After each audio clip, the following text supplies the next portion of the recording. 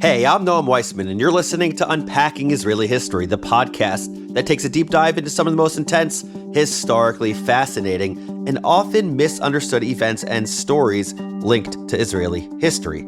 This Yom Kippur War miniseries is generously sponsored by Risa and Simcha Dower. Before we start, this is the last episode of Season 5, and it's the last episode of our Yom Kippur War miniseries, so thank you all for accompanying us throughout this season. And if you, listening, want to share your thoughts, shoot me a note. Email me at noam@jewishunpack.com. So for the last time this season, I say, Yalla, let's do this. אנו מכריזים בזאת על הקמת מדינה יהודית בארץ ישראל. היא מדינת ישראל. We, the people of Israel, are prepared and anxious to meet the representatives of our neighbors without any preconditions. There are people in Israel and elsewhere say it's impossible to make peace between the Arabs and Israel or the Jewish people. I think they are wrong. Welcome to the final chapter of our 3-part Yom Kippur War miniseries. If you've been listening since the beginning, awesome, you rock. If you're just tuning in now, go back and listen to the last 2 episodes, because this one is full of spoilers. Seriously. Oh wait, our first episode covered the lead up to the war, including the post-67 euphoria that blinded Israel to the warning signs that Egypt and Syria were poised to attack. Our second focused on the disastrous first days of the war and the battles that turned things around. But part 3 might be the highest stakes episode of all. A story of 2 superpowers playing nuclear chicken while the Jewish state fought desperately for its survival. Chapter 3, The Halls of Power. Yom Kippur, 1973, Washington, D.C. It was 6 a.m. on a Saturday, no less. But already, Secretary of State Henry Kissinger was having a bad day. Just yesterday, he'd been riding the high of a productive meeting with the Egyptian Foreign Minister Mohammed al-Zayed, who had just confirmed starting U.S.-mediated peace talks with the Israelis next month. But now, he was being shaken awake at the crack of dawn by a cable from the U.S. Embassy in Israel that went something like, Egypt and Syria about to attack. Stop. Doesn't look good. Stop. Help. Yes. No. Over. Okay, it turns out I have no idea what a cable is or how it's different from any old-timey telegram thing, but that's how I'm imagining it. So no one correct me, okay? Kissinger immediately sprang into action. He called the Israelis, telling them in no uncertain terms not to attack first. He made contact with the Soviets, asking them to pretty please calm things down. He reassured the Egyptian ambassador to the UN that the Israelis wouldn't attack first. So could Egypt please just chill? And finally, he sent messages to the Jordanian and Saudi kings asking them to help moderate. Like, come on guys, let's not do this. But when Middle Eastern dictatorships are feeling frisky, very few people can stop them from doing what they want. And that includes the US Secretary of State. Because let's be real, Sadat and Assad were both in the Soviet camp. Or so everyone thought. Less than 2 hours after Kissinger received that initial cable, despite the desperate flurry of calls in that time, he got another unwelcome update. Egypt and Syria had attacked. War had begun.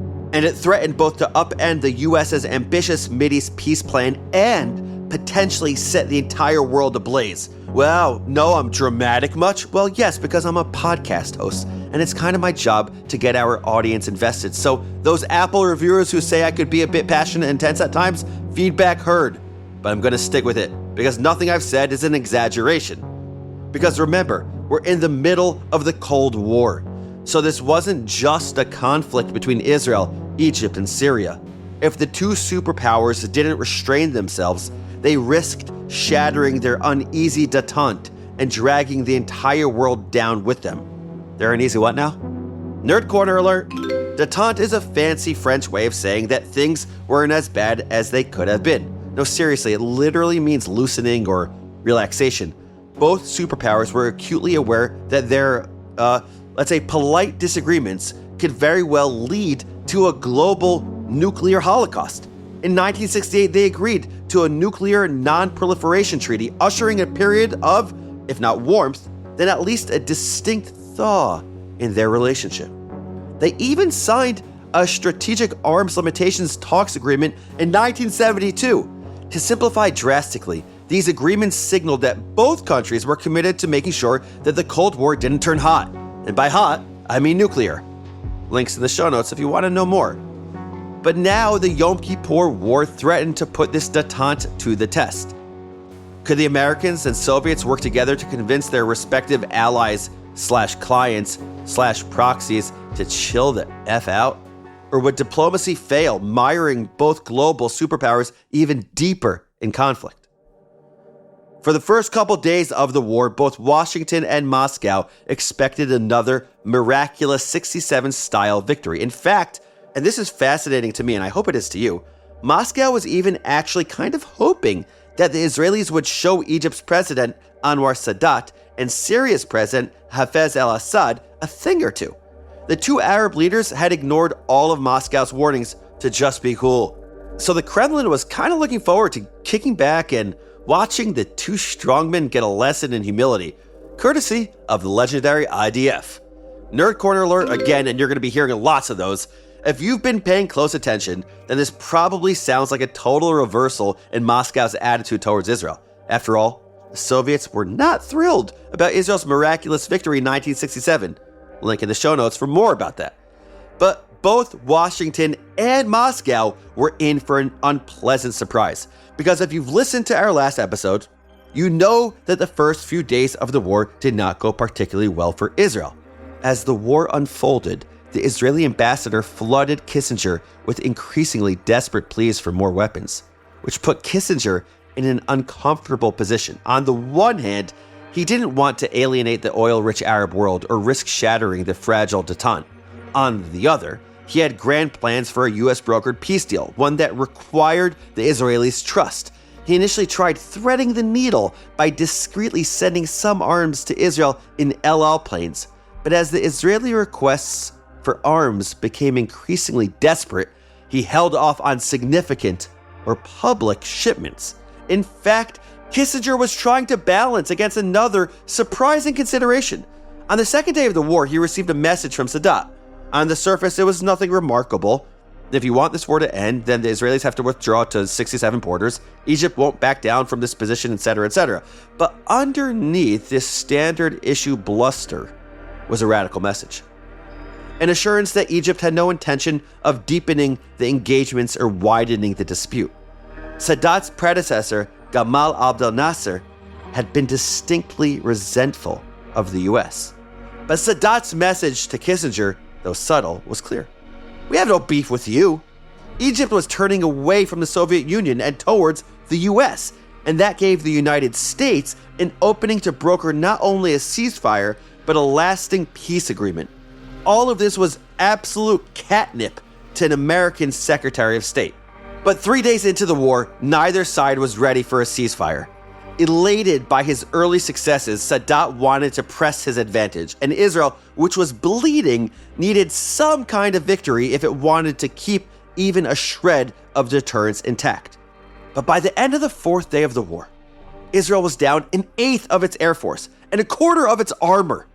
The Americans had promised to replace all of Israel's lost weaponry, but they seemed to be dragging their feet. So Golda Meir made a Hail Mary proposal. What if she flew to Washington to ask Nixon for help in person? But Kissinger nixed that idea immediately. No way, he said. Did she really want everyone to know how desperate her country was? Golda didn't go to Washington, and Israeli casualties kept piling up. By day 4, the IDF had pretty much pushed the Syrians out of the Golan, but the southern front was still on fire. And all signs pointed to the Syrians regrouping thanks to a generous resupply from the Soviets. True, Moscow hadn't been thrilled with Egypt and Syria for poking the hornet's nest, but to everyone's surprise, the hornets seemed much weaker than usual. So as Egypt pressed its advantage on the battlefield, the Soviets found themselves, well, kind of thrilled. Look at what the Egyptians were doing with all that Soviet weaponry. Back in '67, they'd embarrassed themselves, and by extension, the USSR. But who is getting humiliated now, huh? So even as they promised to help the Americans negotiate a ceasefire, the Soviets were encouraging Sadat to keep pushing. Worst of all, they'd placed their own jets on high alert, an ominous signal that Soviet soldiers might join the fight. Well, Washington wasn't going to take that lying down. Kissinger warned the Soviet ambassador that if they got directly involved, the US would respond in kind. At this point, he was all but ready to give up on detente. As he wrote later, quote, "Once a great nation commits itself, it must prevail." Is your head spinning yet? Because the rapid fire changes are giving me whiplash. Let's just recap for a second. Number one, the US and USSR had tried to prevent the war by urging both sides not to attack. Number two, when the war started, both were kinda rooting for Israel. The US because it wanted to stick it to the USSR, who had armed the Arabs, and the USSR because it was ticked off at Sadat and Assad. Number three, but as the war dragged on and Israel suffered catastrophic losses, the USSR changed its tune, egging on the Arabs, even as Sadat was sending secret messages to Kissinger that signaled that he'd be open to parlaying with the US. Number four, meanwhile, as Israel begged its strongest, and let's be honest, only real ally for weapons, Kissinger held off, not wanting to risk detente or alienate the Arab world. And number five, it was only when the Soviets started rearming their clients that Kissinger decided, screw detente, I'm not letting the USSR get away with their nonsense. Guys, seriously, what is this? What even is geopolitics? It's nuts. There are like human beings here who are being affected on the ground. This is all so complicated, my head feels like it's going to explode. Can you imagine what would have happened if the US and USSR had come to blows on the battlefield? I can. 2 words. Nuclear winter. But luckily for the entire world, the Soviets weren't quite ready to call all in and see whether Kissinger was bluffing.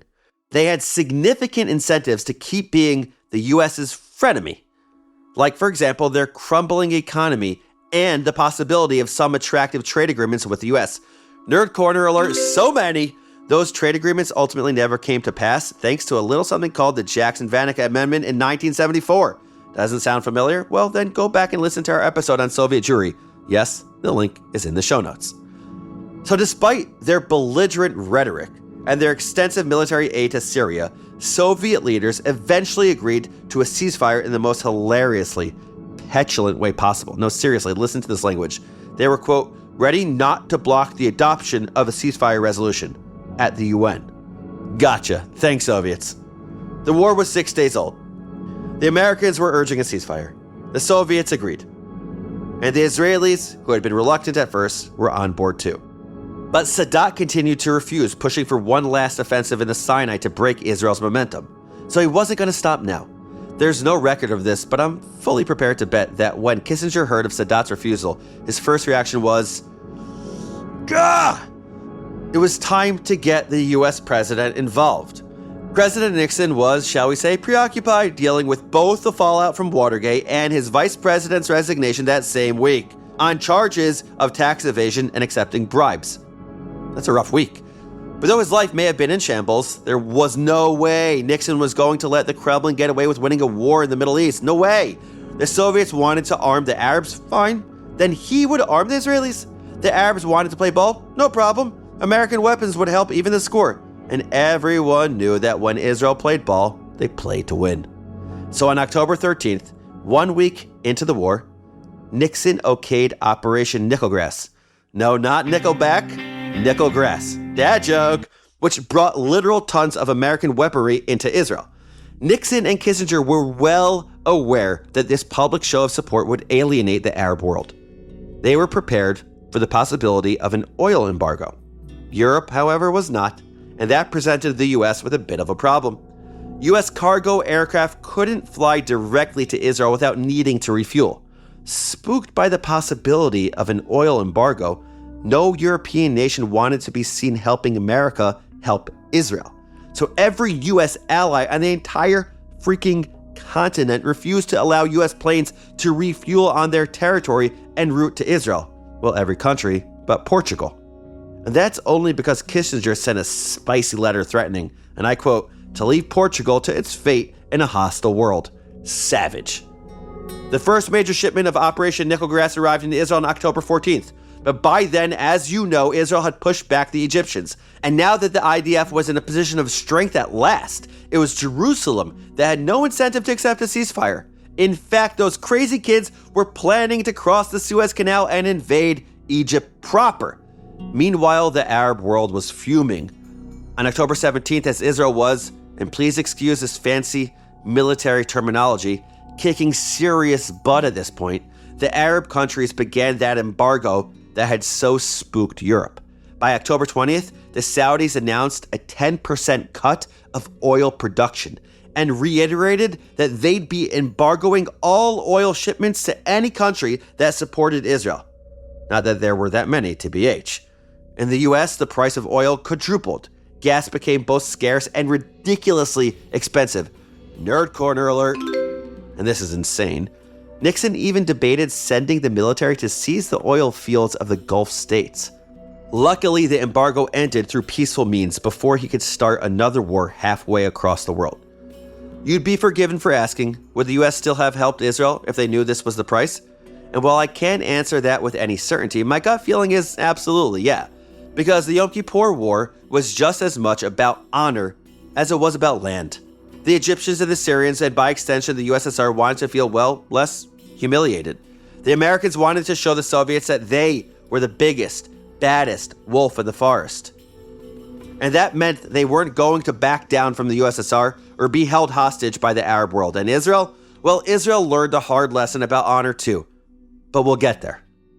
Sadat may have regained Egyptian honor and pride in the first days of the war, but by October 22nd, he finally admitted that it might after all be a good time for a ceasefire.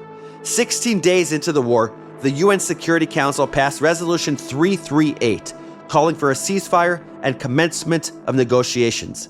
Crucially, though, the ceasefire wouldn't go into effect for 12 hours, and the Israelis planned to use every single one of those hours to break the back of the Egyptian army. Sadat, in the meantime, had a plan of his own. Yes, his position was bad, but he could still fire a couple of Scuds into the battle zone, just to show that he could. No one agrees how many Scuds were actually fired. Sadat's memoirs say 2, Egyptian Army Chief of Staff General Shadli reported 3, the Israelis say just 1. Regardless of the number, at least one missile cost the lives of 7 Israelis. And the Egyptians weren't done yet.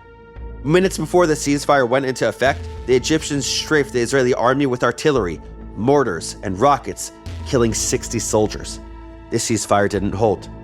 Through the night, the Egyptians fired RPGs and bullets towards Israeli tanks, and the Israelis fired back. Frustrated with the Egyptian interpretation of ceasefire, Dayan okayed an assault in the southern sector aimed at blocking the road between Cairo and the Suez. On the northern front, Assad was making plans of his own. Sure, the Syrian army had taken a beating, but the Syrian president had bolstered his forces with some Palestinian commandos, as well as troops from Iraq, Saudi Arabia, Kuwait, and Morocco. Compared with Israel, he had 5 times the tanks and 4 times the men, odds that might even regain him the Golan. He planned to attack on the morning of October 23rd, while Israel was distracted on the southern front. But the fight never happened. Assad understood that if he attacked, Israel had the power to completely destroy the Egyptian Third Army. With Egypt's military in shambles, it could no longer come to Syria's aid if the Israelis turned towards Damascus. Reluctantly, Assad accepted the ceasefire that he had so vehemently refused. Quite a lesson in humility for a man who had vowed to regain the Golan. The fighting in the north was over, but the fighting continued in the south as the IDF pinned the Egyptian Third Army between the Suez Canal and Israel's 401st Armored Brigade. With his army now entirely cut off, Sadat begged Kissinger to enforce the ceasefire by any means necessary, including use of force. The Soviets backed him up, ending their message with an unmistakable threat. If you find it impossible to act jointly with us in this matter, we will be faced with the necessity urgent to consider taking appropriate steps unilaterally. In other words, call off the Israelis or we're getting involved. And during the Cold War, them's fighting words. The US sprang into DEFCON 3, the highest level of alert during peacetime, meaning, if necessary, the Air Force would be able to mobilize in 15 minutes. In the meantime, the US sent Sadat a message asking him to please reconsider asking the Soviets for help. When the US sends you a message that reads, quote, I ask you to consider the consequences for your country if the two great nuclear countries were thus to confront each other on your soil, you should probably listen. But the US wasn't going to leave everything in Sadat's hands. Knowing that Soviet intelligence was watching, the Americans began preparations for war, which included bolstering their Mediterranean fleets and repositioning B-52s with the ability to carry nuclear bombs. Nuclear freaking bombs. What? Finally, through the Israeli ambassador, Kissinger sent Golda Meir an astonishing message. If you had to completely destroy the Egyptian Third Army, could you do it? And Meir, shocked, said yes. The nuclear ball was now in the Soviets' court, but the USSR had no intention of going to war with the US over Egypt and Syria. Hadn't they told Egypt and Syria to freaking cool it before the start of the war? It definitely had. Now it was time to tell them, we told you so. But before the Soviets could tell Sadat anything, he reached out first, canceling his request for Soviet troops. Instead, he'd ask the UN to send a peacekeeping force. The crisis was averted. Now everyone involved just had to figure out how to make peace. But the Egyptian Third Army was still under siege in the Sinai. And here is the weirdest and most touching story of the war for me.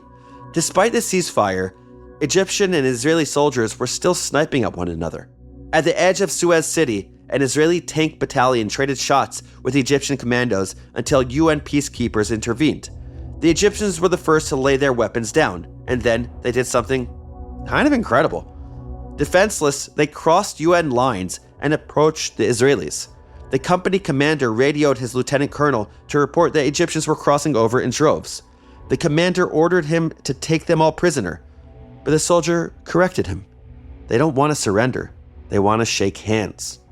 As their officers bellowed for them to come back, the Egyptian soldiers kissed the Israelis they'd been shooting at just moments before. You can't make this stuff up. A similarly touching scene played out further along the Suez when an Israeli paratroop company stationed near Ismailia came across a group of Egyptian commandos. The Israeli captain braced for confrontation, shouting, "Ceasefire! Peace!" But the Egyptian company commander told the Israelis that he had no intention of violating the ceasefire. But what he said next shocked the Israelis. "Sadat wants peace with you," he informed the Israelis. Not just a ceasefire, peace. He was right, by the way. Check out the links in the show notes for more on that. The two countries wouldn't sign a peace treaty until 1978, but in the meantime, the two companies made a peace of their own, meeting up each day to make coffee and play games and talk about girls. They even held kumsitzes, an untranslatable Yiddish word for singing spiritual songs around a campfire. And yes, this is a real thing, and no, I'm not making this up, though I do wonder what songs the two companies had in common. The Egyptians would bring freshly slaughtered sheep. The Israelis would bring their care packages from home. And me, I'm bringing my feelings to this freaking crazy, beautiful, tragic, messed up story. Because don't these coffee dates and backgammon tournaments and soccer matches and kumsitzes suggest that we could have had this all along? Why did so many people have to die before we recognized each other as human? It was a question that rang throughout Israel. Why did so many have to die? And it wasn't going away. 4 months after the war, Mati Ashkenazi, who had commanded the only Israeli fort along the Bar-Lev line that didn't fall to the Egyptians, stood outside of the prime minister's office holding a sign that read, "Grandma, your defense minister is a failure and 3,000 of your grandchildren are dead." Nerd corner alert, he wasn't far off. Israeli casualties numbered 2,656 dead and 7,250 wounded, triple the death toll of the Six-Day War. Every day, more people joined his silent protest. By March, more than 5,000 Israelis showed up to demand that government officials resign. Everyone knew someone who had died or been terribly wounded or taken prisoner. Worst of all, everyone knew that so many of these deaths could have been avoided if Israel had just been better prepared. Prime Minister Golda Meir was well aware of the precarity of her position. Less than a month after the ceasefire, her government appointed a 5-man commission led by Shimon Agranat, president of the Israeli Supreme Court, to investigate why Israel had been caught so wrong-footed. So who was responsible? Well, I'll start with who wasn't. According to the Agranat Commission, Defense Minister Moshe Dayan and Prime Minister Golda Meir. Instead, the commission placed the blame on the IDF Chief of Staff as well as 4 high-level intelligence officers, recommending that all 5 be dismissed. As for the 6th guy, the former chief of the Southern Command, well, the commission wasn't entirely sure about him yet, so they recommended he be suspended until they could finish their investigation. The public was enraged. Were the defense minister and the prime minister really going to get off scot-free? They weren't. A week after the commission released its findings, Golda Meir announced her resignation. Her entire cabinet was stepped down with her. But none of this erased the cost of the war for the Israeli public. The wounded were still in recovery, the dead still dead. The POWs, some who had been tortured and beaten in Egyptian and Syrian captivity, would carry the physical and psychological scars forever. And the vision of Israeli invincibility, that too was shattered.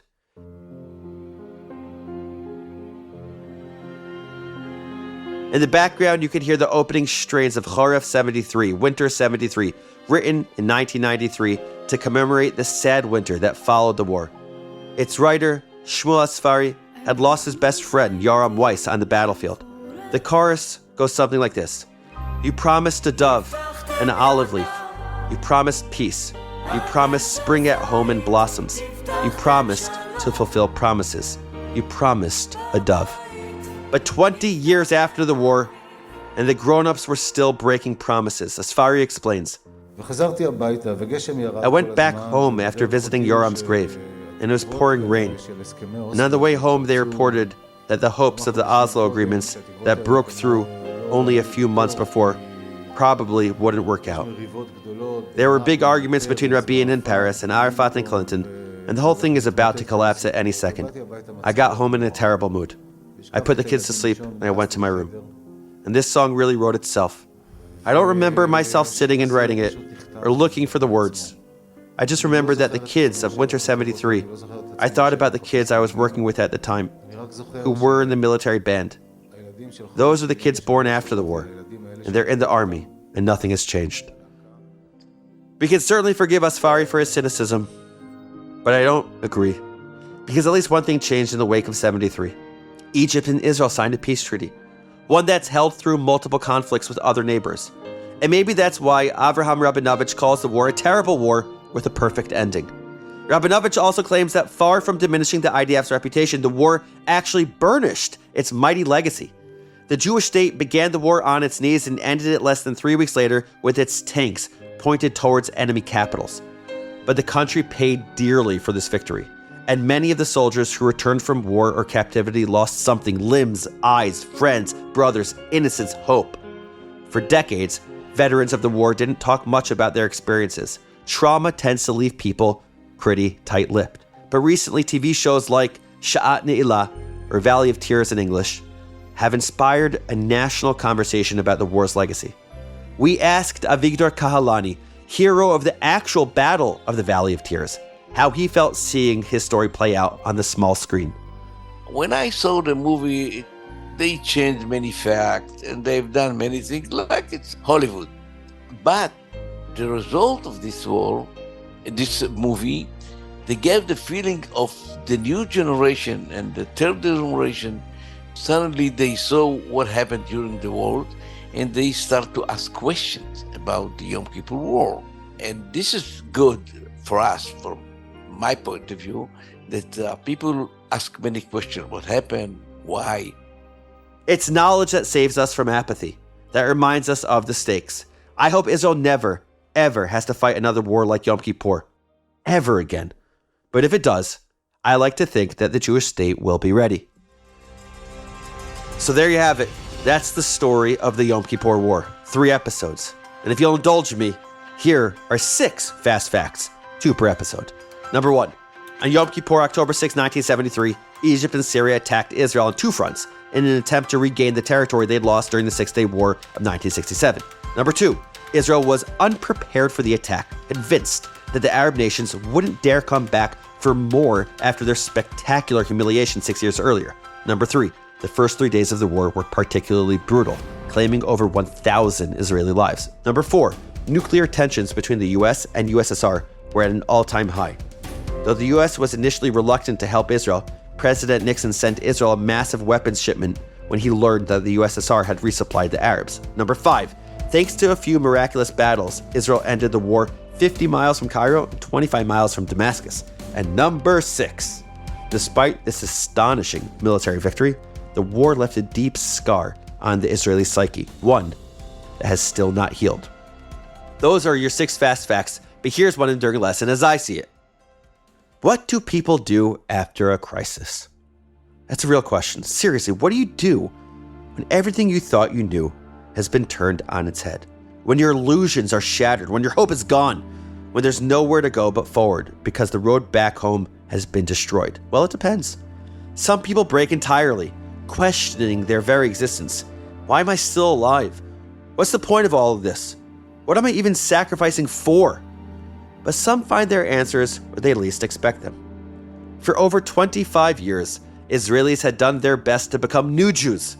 Strong, self-sufficient, secular. Who needed God if you had muscles and wits and the will to work hard? God was a diaspora idea, a fairy tale that scared children told themselves to ward off the dark. But now that they had their own state, Israelis could ward off the dark just fine on their own, with guns and tanks, and even nukes, if it came to that. The Yom Kippur War shattered those illusions. Sure, Israel won, yes, scare quotes there as we've talked about, but the price of victory was certainty. The new Jew was a comforting fiction that Israelis used to reassure themselves that they'd never be kicked around again. But the Yom Kippur War exposed it for the lie that it was. Sure, the Jewish people had a state full of strong, brawny men and women who worked the land and wielded a gun with equal fervor. That hadn't stopped their enemies from attacking on the holiest day of the year. Just like in the diaspora, a Jewish holiday used as an excuse to attack. And now, nearly 3,000 of Israel's sons were gone. Where do you go when your comforting fictions no longer hold up, when your personal Bar-Lev line has been breached? When fathers and sons wind up on the battlefield, fighting and sometimes dying side by side? Where do you go when your certainty is gone? Ironically, that's when you turn to faith. Daniel Gordis writes about the aftermath of the Yom Kippur War, quote, "The absolute rejection of religion and the utter commitment to secularism of the founding generation began to give way. It was too early to tell then, but Israel was going to move away from its early image of the new Jew, secular, confident, dismissive of religion, and would begin to search for meaning in places that previous generations would have dismissed out of hand, like religion. Few places are more secular than your classic Israeli kibbutz, the socialist agricultural collectives that bred so many of Israel's ruling elite, including Moshe Dayan. And few places embody Israel as much as the kibbutz. They're small, tight-knit, familial. Israel writ small. It was a kibbutz that symbolized the depth of Israel's loss. Kibbutz Beit HaShita in northern Israel lost 11 men. The Canadian-Israeli journalist Mati Friedman writes, "One day after the war's end, 11 small army trucks pulled through the kibbutz gates. Headlights on even though it was daytime. Each bore one coffin. The dead men were the kibbutz's next generation, young workers and fathers, most of them reservists. For a small and tightly knit community, it was a nearly incomprehensible loss. 11 men, the highest losses per capita of any Israeli community. It was a loss that would haunt Israel for decades. In 1990, one of Israel's most famous songwriters came to stay at the kibbutz, and it was in honor of the 11 men who had fallen that he composed a new tune for an ancient prayer. No one knows the exact origin of the Yom Kippur prayer Unetana Tokef, but everyone knows that it symbolizes the fragility of human life before a divine creator. As Mati Friedman writes, the text of the prayer could not have been farther from the kibbutz's militantly secular approach to Yom Kippur, which members had marked as a day of meditation and honoring the dead that had nothing to do with a God whose non-existence they considered to be an article of faith. And yet the composer introduced an unapologetically religious text into a stronghold of secularism and touched the rawest nerve of the community, that of the Yom Kippur War, with overpowering results. Just one of the changes sparked by the Yom Kippur War. But there were others too. That's why I'm returning to a biblical parallel. The book of Numbers, aka Bamidbar, and I find this fascinating, recounts the following story. As the Israelites draw close to Canaan after 40 years of wandering the desert, they send a group of 12 spies, one from each tribe, to scout out this promised land. But 10 of the 12 spies come back with a devastating report. Sure, they say, the land is flowing with milk and honey, but it's also lousy with multiple enemy tribes, some constituted by giants who make the Israelites look like grasshoppers. Weird simile, but okay, it's in the Bible. The two spies who disagree are shouted down. The Israelites are bummed. They immediately start kvetching in the most dramatic way possible. You should have left us to die in Egypt. It's better to die in the wilderness. Why are you taking us to this promised land only to die by the sword? Etc., etc. But I don't know why I did a New York accent, but I had to. But Moses and Aaron try to placate the mob. God, on the other hand, is steaming. The doubters get punished, by which I mean that God makes good on his promise to drop their carcasses in the wilderness. Eesh. The lesson is clear. No faith, no promised land. But as you know, the Israelites do eventually make their way to Canaan, led by Joshua, one of the two spies who had urged them to keep the faith. And at first, everything seems hunky-dory. Sure, the land is full of enemy tribes, but the Israelites are ready to take them on, starting with the walled city of Jericho. For 6 days, the Israelite army circles Jericho, carrying the Ark of the Covenant and blowing the shofar, which, side note, sounds legit terrifying for the people under siege. On the 7th day, the walls of Jericho crumble, and the Israelites rush in and take the city. It was a stunning victory, but it came with a harsh lesson. See, Joshua had warned his men not to take anything from the city. No gold, no silver, no animals, no nothing. All the spoils were for God and God alone. But it only takes one guy to ruin it for everyone. So when some guy named Achan, the son of Carmi, helped himself to some of the loot, God was so ticked off he decided to teach all the Israelites a lesson. Delighted by their easy victory at Jericho, the Israelites moved on to a place called Ai. As before, they send spies to check it out, and this time, the spies come back with an overly optimistic report. So the Israelites sent a small force confident in an easy victory. Do you see where I'm going with this? The people of Ai, the Aiites, mess them up, and Joshua freaks out. He lies on the ground, calling out to God. When the other nations hear about this, they're going to destroy us. Our deterrence is gone. And God is like, yeah, bro, this is what happens when you don't listen. You want victories? Fix your life. Well, it's more respectful than that, but you get where I'm going. And because this is the Bible, fix your life means punishing the Israelites who were collectively, ethically responsible for Achan's actions, as Micah Goodman beautifully describes. So what happens? The second time around, the Israelites meet the Ai with much bigger force, and they win. What does any of this have to do with the Yom Kippur War? Well, think about it.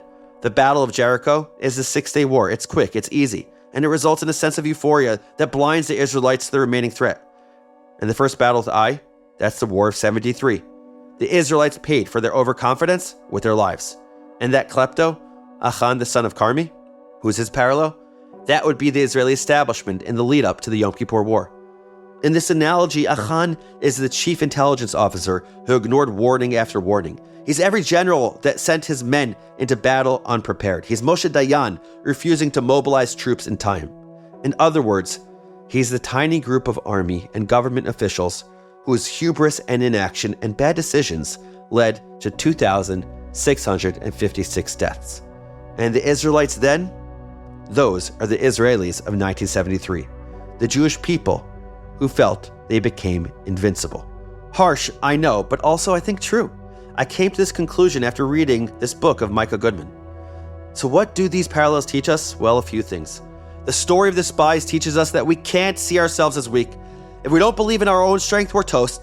Without faith in God, in ourselves, in the long arc of justice, the Jewish people wouldn't have a state at all. But we also can't be blind to our own flaws. We can't look at our victories as proof of our invincibility. So sure, you could ask, did Israel win the Yom Kippur War? But I don't think that's a useful question. Instead, I'd ask, what did Israel learn from the war? Is Israel the giants or the grasshoppers? Are their adversaries Jericho or are they Ai? And as we researched these 3 episodes, I found my answer in the orchard of Ismailia, where Egyptian commandos and Israeli paratroopers met to brew coffee and kick around a soccer ball. I found it on the sands of El Arish, where in 1979, Israeli and Egyptian veterans fell on each other, not with weapons, but with hugs and kisses and cries of "To life! L'chaim!" And I keep finding it in the eyes of the dreamers and the visionaries who believe that another world is possible and who fight every day to bring us all just a step closer to it. Thank you all for listening. One last reminder, help us grow this podcast community by rating and reviewing us on Apple Podcasts. And before we end the season, I have to say this one more time. Write to me. Okay, fine. 2 more times. Write to me. Noam@JewishUnpacked.com. Your email might even get in the show. Unpacking Israeli History is a production of Unpacked, a division of Open Door Media. Check out JewishUnpacked.com for everything Unpacked related and subscribe to our other podcasts. Check out our massive YouTube channels, Unpacked and Today Unpacked. This episode was produced by the greatest producer of all time, Rivki Stern. Our team for this miniseries includes the most talented writer of all time, Adi Elbaz, our fact checker, Jordan Reimer, and our editor, Rob Hera. I'm your host, Noam Weissman. Thanks for listening. See you next season.